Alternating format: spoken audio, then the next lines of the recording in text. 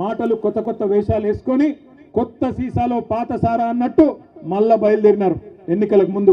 చెప్పినాం మేము వచ్చి మీకు అన్నాడు, అన్న కాంగ్రెస్ వాళ్ళు గెలిస్తే రైతు బంధుకు రామ్ రామ్ అంటారు, యాది పెట్టుకోండి అని నేను చెప్పిన. అదేవిధంగా పెద్దలు కేసీఆర్ గారు ప్రతి నియోజకవర్గంలో చెప్పిండ్రా లేదా? ఇవాళ రైతు బంధు సంవత్సరం దాటిపోయింది, 14 నెలలైంది, రూపాయి ఇయ్యలేదు రైతు బంధు. మొట్టమొదటిసారి ఆనాడు కేసీఆర్ ప్రభుత్వమే ఎలక్షన్ల ముందు ఇద్దామని పెడితే ఆ రోజు రేవంత్ రెడ్డి ఉత్తరం రాసి ఆపిండు, ఉత్తరం రాసి ఎలక్షన్ కమిషన్ కు ఆపిండు. ఇప్పుడు రైతు బంధు పైసలు వేస్తే మళ్ళా రైతులు కేసీఆర్కే ఓట్లేస్తారు, ఆపాలని చెప్పి ఆపితే అప్పుడు మనం పైసా జమ చేసి పెట్టిన 7,600 కోట్లు అట్లే ఆగిపోయినాయి. ఎలక్షన్ అయిన తర్వాత పార్లమెంట్ ఎలక్షన్ ముందు సహజంగా కేసీఆర్ గారు ఉన్నప్పుడేమో నాట్లేసేటప్పుడు రైతు బంధు పడుతుండే, కానీ రేవంత్ రెడ్డి వచ్చిన తర్వాత ఒకసారి మాత్రమే రైతు బంధు పడుతుంది. ఎప్పుడు అది? నాట్లప్పుడు కాదు, ఓట్లప్పుడు పడుతుంది. పార్లమెంట్ ఎలక్షన్ ముందు ఒకసారి వేసినట్టు చేసిండు, అది కూడా మనం దాచిపెట్టిన పైసలే. ఆ రోజు 7,600 కోట్లు అది వేసిండు. ఇప్పుడు మళ్ళీ ఎలక్షన్లు వస్తున్నాయి, జెడ్పీటీసీ ఎలక్షన్లు, ఎంపీటీసీ ఎలక్షన్లు, సర్పంచ్ ఎలక్షన్లు వస్తున్నాయి. మళ్ళా ఓట్లు దొబ్బుకోవాలి కదా, అందుకే కొత్త డ్రామా. జనవరి 24కు మొదలవుతుందట, మార్చి 31 దాకా సాగుతుందట. ఒక్కసారి గుర్తుపెట్టుకోండి, మార్చి 31 అన్నాడు కానీ ఏ సంవత్సరమో చెప్పలే. మళ్ళా డబ్బల ఓట్లు పడ్డాక నేను చెప్పినా అంటాడు, ఎందుకంటే మీకు యాదికుండాలి. పెద్ద పెద్ద మాటలు చెప్పిండు ఎలక్షన్ల ముందు. ఏమన్నాడు అన్నాడు, ఏమన్నాడు యాదికుందా? ఎవరైతే కేసీఆర్ గారితోని రుణమాఫీ పొందినరో వాళ్ళందరూ ఎంబడ ఊరుకుండ్రి, ఎంబడ బ్యాంకుకు వండి 2 లక్షలు తెచ్చుకోండి, నేను వస్తూనే ఉన్నా. రాగానే డిసెంబర్ 9 నాడు సోనియా గాంధీ జన్మదినం సాక్షిగా ఒకటే సంతకం పెడతా, ఏకకాలంలో రుణమాఫీ చేస్తా అన్నాడు. మరి అలా 1 కాదు 2 కాదు 14-15 నెలలైంది. జరిగిందా రుణమాఫీ? జరిగిందా జరగలేదా? గట్టిగా చెప్పండి కొద్దిగా, జరిగిందా జరగలేదా? ఏ ఊళ్ళో కూడా చారాన కూడా రుణమాఫీ కాలే. అందుకే నేను అడిగిన అసెంబ్లీలో, రేవంత్ రెడ్డి బయట మొరుగుడు కాదు, దమ్ముంటే ఇక్కడ మాట్లాడు, ఏ ఊరుకు పోదామో పోదాంపా. నీ సొంత ఊరు కొండారెడ్డిపల్లె పోదామా, నీ సొంత నియోజకవర్గం కొడంగల్ పోదామా? ఏ ఒక్క ఊరిలో 100% మంది రైతులు కూర్చొని మాకు రుణమాఫీ అయిందని రాసిస్తే అక్కడనే రాజకీయ సన్యాసం తీసుకుంటా అని చెప్పిన అసెంబ్లీలో. కానీ నోరు తెరవడు, మాట మాట్లాడాడు, అటు చూస్తాడు ఇటు చూస్తాడు తప్ప నోరు తెరవడు. రుణమాఫీ అన్నాడు, అది చేయలే. మొట్టమొదటి వారంలోనే మీటింగ్ పెట్టినారు, డిసెంబర్ 23లో మీటింగ్ పెట్టినారు ముఖ్యమంత్రి రేవంత్ రెడ్డి, ఉప ముఖ్యమంత్రి బట్టి విక్రమార్క. బ్యాంకులో వాళ్ళందరినీ పిలిచిండ్రు. బ్యాంకులో వాళ్ళందరూ ఏం చెప్పిండ్రు? సార్ 49,500 కోట్లు కావాలి రుణమాఫీ చేయాలంటే అని. చేసేద్దామన్నాడు, డైలాగ్ కొట్టిండు. సరిగ్గా వారం రోజుల తర్వాత జనవరిలో రేవంత్ రెడ్డి గారే స్వయంగా చెప్పినాడు. ఏమన్నాడు? ఏముందయ్యా, 1 సంవత్సరం కడుపు కట్టుకుంటే 40,000 కోట్లు ఇచ్చేయచ్చు, ఏముంది అన్నాడు. 49,000 నుంచి 9,000 కోట్లు వారం రోజులనే ఎగిరిపోయినాయి. ఆ తర్వాత సరిగ్గా నెల తర్వాత మళ్ళొక మీటింగ్, 40,000 కోట్లు కాదు 31,000 కోట్లు అని మళ్ళొక 9,000 కోట్లు మళ్ళా మింగేసిండు.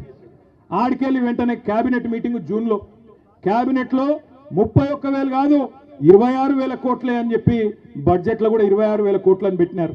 కానీ ఈ రోజు వరకు మొత్తం ఇచ్చిన ఎన్ని పైసలు అంటే 11-12,000 కోట్లు కూడా దాటలేదు. ఇది వాస్తవం. అందుకే నేను అంటున్నా, 49,500 కోట్లలో చారాన కూడా ఇవాళకి కూడా 25% కూడా రుణమాఫీ కాలే. అందుకే గ్రామ సభలకు పోతే రైతులు ఎక్కడికక్కడ ఇరగదీస్తున్నారు, అడుగుతున్నారు, ఏమాయ కొడుక రుణమాఫీ అంటే సమాధానం లేదు, ఏమాయ 6 గ్యారంటీలు అంటే సమాధానం లేదు.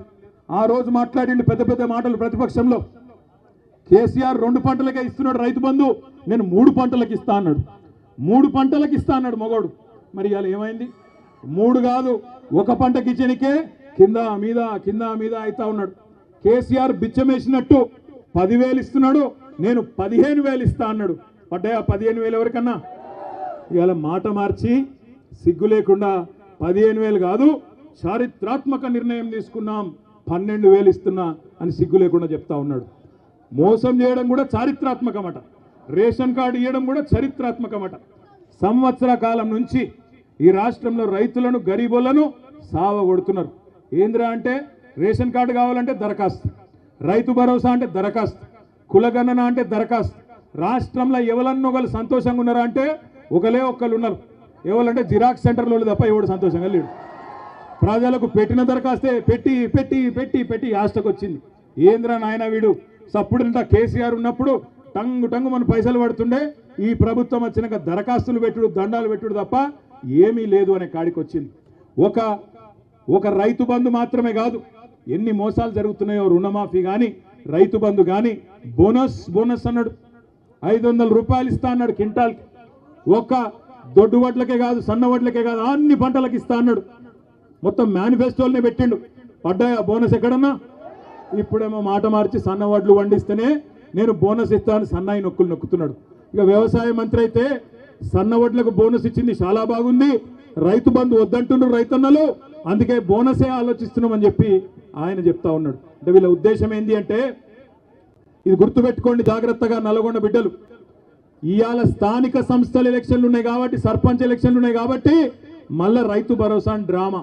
ఇది బంద్ అయింది అంటే రైతు బంధు కూడా బంద్ అవుతుంది, యాది పెట్టుకోండి. ఎందుకంటే రేవంత్ రెడ్డి చెప్పిండు ముందే, ఏమన్నాడు? కేసీఆర్ ఆనవాళ్ళు లేకుండా చేస్తా అన్నాడు. నేను ఒక మాట అడుగుతా, మీరు సమాధానం చెప్పండి.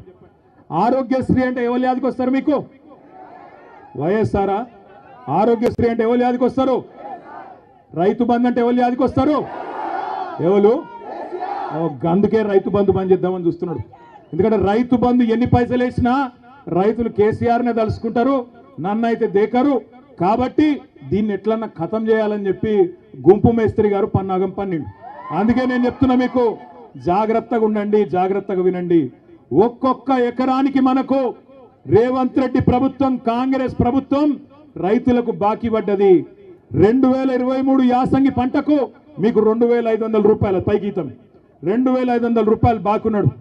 అదేవిధంగా వానాకాలం రైతు బంధు మొత్తం ఎగ్గొట్టిండు. ఇది కాదురా అయ్యా, ఇంకోటి ఇదే, ఇగో ఇది ఏం చెప్తున్నా అంటే, ఇది యాసంగి 2023 యాసంగి పంటకు 5000 ఇచ్చిండు, చేతులు దులుపుకున్నాడు. అప్పుడు ఎకరాకు 2500 బాకీ ఉన్నాడు. తర్వాత వానకాలం ఒక్కొక్క ఎకరానికి 7500 రూపాయలు బాకీ పడ్డాడు. మళ్ళా ఇప్పుడు యాసంగి వచ్చింది, మళ్ళా ఇప్పుడు తప్పించుకునే ప్రయత్నంలో ఉన్నాడు. తప్పించుకోనియద్దు, 15000 కాదు 12000 ఇస్తాను తప్పించుకునే చక్కర్లో ఉన్నాడు. అందుకే మీ అందరికి నేను చెప్తున్నా, ఒక్కొక్క ఎకరానికి ఎంత బాకీ ఉన్నాడు రేవంత్ రెడ్డి? కనబడుతుందా లేదా ఇది? ఒక్కొక్క ఎకరానికి ఎంత బాకీ ఉన్నాడు? 17500 రూపాయలు బాకీ ఉన్నాడు. కాంగ్రెస్ వాళ్ళు ఓట్లు అడిగేందుకు వస్తారు, మళ్ళా అమ్మ అయ్య అక్క అల్లుడు తమ్ముడు అనుకుంటూ వస్తారు. అడుగుండ్రి, ఏమరా కొడక బాగా చెప్తివి, అసెంబ్లీ ఎలక్షన్ల ముంగట ఎక్కడున్నారు కాంగ్రెస్ వాళ్ళు? మళ్ళా కొట్లాడేది గదే కేసీఆర్ దళం కదా, గదే కేసీఆర్ బిడ్డలు కొట్లాడుతున్నారు, గదే గులాబీ జెండా కొట్లాడుతున్నది రైతుల గురించి. మీరెక్కడ పోయినరు అని కాంగ్రెస్ వాళ్ళని అడగండి. ఎక్కడ పోయినాయి మా వానాకాలం రైతు బంధు? ఎక్కడ పోయింది 15000 రూపాయలు? నిలదీయండి. ఏమైంది రుణమాఫీ అని అడగండి, ఏమైంది బోనస్ అని అడగండి. అడగకపోతే అమ్మ కూడా అన్నం పెట్టది, యాది పెట్టుకోండి. అడగకపోతే అమ్మ కూడా బువ్వ పెట్టది. అందుకే అడగాలి. పోరాటాల పురిటిగడ్డ నల్లగొండనే మొత్తం రాష్ట్ర రైతాంగానికి ఆనాడు సాయుధ పోరాటంలో ఎట్లయితే స్ఫూర్తి నింపిందో, మళ్ళొక్కసారి రాష్ట్రంలో రైతులు తిరగబడేందుకు నల్లగొండనే వేదిక కావాలి. అందుకే ఇక్కడి నుంచే మొదలు పెట్టినాం ఈ రైతు పోరు. నేను మీ అందరితో ప్రార్థించేది ఒకటే, ఇంకా 4 ఏళ్ల సమయం ఉంది. ఇక్కడికి వస్తుంటే మహమూద్ అని ఇక్కడనే నల్లగొండ పట్టణంలో ఎంటర్ అవుతుంటే ట్రాఫిక్ వచ్చింది, మా కారు మెల్లగైంది. పక్కకు ఆటో వచ్చి ఆగింది ఒకటి. తమ్ముడు ఆటో నడుపుతున్నాడు, ఆదాబ్ అన్న అన్నాడు. ఆదాబ్ భాయ్ అంటే క్యా నామ్ హై అన్న? మేరా నామ్ మహమూద్ హై సాబ్ అన్నాడు. క్యా హాల్ హై మహమూద్ అంటే? క్యా హాల్ హై సబ్ బర్బాద్ హై, క్యా హాల్ హై అన్నాడు. నాశనం అయిపోయినాం. కాంగ్రెస్ ప్రభుత్వం వచ్చినాక రైతులు 410 మంది చచ్చిపోయినరు, గురుకులాల్లో పిల్లలు 55 మంది చచ్చిపోయినరు, ఆటో డ్రైవర్లు 100 మంది చచ్చిపోయినరు, చేనేత కార్మికులు ఇప్పటికి 35 మంది చచ్చిపోయినరు. మొత్తం నాశనం చేస్తున్నాడు సార్ వీడు అన్నాడు. అంటే మరి క్యా కర్నా? ఏక్ ఓటు కా సజా 5 సార్లు అయినా మహమూద్ భాయ్ అన్న నేను, ఒక ఓటు శిక్ష 5 ఏళ్ళు కదా అన్న నేను. అంటే ఏమంటుండు తెలుసా మహమూద్? క్యా సాబ్ కోయి తర్కీబ్ నీ క్యా అంటుండు, ఏమన్నా ఉపాయం లేదా అంటుండు. అంటే నేనంటే ఆడికెళ్ళి ఉందిరా పోయి ఉపాయం ఏం లేదు, ఎదురు చూడాలి, ఏం చేస్తాం మరి. మేము తయారున్నాం పోరాడేందుకు, మా వాళ్ళందరూ తయారున్నారు. కేసీఆర్ తయారు చేసిన మా తమ్ముళ్ళు, మా అన్నలు, మా అక్కలు, చెల్లెళ్ళు అందరు తయారున్నారు. బాగా నీలుగుతున్న మంత్రులు ఎవరైతే ఉన్నారో, రైతు బంధు అడిగితే చెప్పుతో కొడతా అనే మంత్రి ఒకడు ఉన్నాడు. ఇంకా చాలా మంది మీటింగ్ పెట్టుకుంటామంటే అడ్డుకునే సన్నాసి మంత్రి. గింత భయపడతాడు ఎవడన్నా మీటింగ్ పెట్టుకుంటామంటే. గంత భయం ఎందుకు నీకు? భూపాల్ రెడ్డిని తీసుకుపోయి పోలీస్ స్టేషన్లో ఆడ పోలీసు వాళ్ళు అడ్డం ఉండి భూపాల్ రెడ్డి మీద దాడి చేస్తావా? సిగ్గుందా నీకేమన్నా అని అడుగుతున్న మంత్రి కోమటిరెడ్డి వెంకటరెడ్డి. నీకు ధైర్యం ఉంటే, దమ్ముంటే గడియారం సెంటర్కు రా. గడియారం సెంటర్కి వచ్చి మా లెక్కన మీటింగ్ పెట్టి చెప్పు రైతులకు ఏం పీకింది నీ ప్రభుత్వం ఈ సంవత్సర కాలంలో చెప్పు. ఉత్తమ్ కుమార్ రెడ్డి, కోమటిరెడ్డి వెంకటరెడ్డి పెరిగిన ఆకారాలు మాత్రం బాగా పెరిగినాయి, అహంకారాలు బాగా పెరిగినాయి, కానీ పీకిందేమీ లేదు నల్లగొండకు. అందుకే నేను అంటున్నా, ఏం చేసిండు కేసీఆర్ నల్లగొండ కంటే చెప్పండి. వరి ధాన్యం ఉత్పత్తిలో తెలంగాణను దేశంలో నెంబర్ 1 చేస్తే నల్లగొండను రాష్ట్రంలో నెంబర్ 1 చేసిండు కేసీఆర్. ఒకటి కాదు, 3 మెడికల్ కాలేజీలు సూర్యాపేటలో, నల్లగొండలో, యాదాద్రిలో కట్టించింది కేసీఆర్. యాదాద్రి గుడిని అత్యద్భుతంగా తీర్చిదిద్ది ఆ లక్ష్మీ నరసింహస్వామి రుణం తీర్చుకున్నాడు కేసీఆర్. తామర చెర్లలో అద్భుతంగా మొత్తం తెలంగాణలోనే అతి పెద్ద విద్యుత్ ఉత్పత్తి కేంద్రం కట్టించింది కేసీఆర్. చెప్పుకుంటా పోతే ఒకటి రెండు కాదు ఎన్నో పనులు చేసినాం.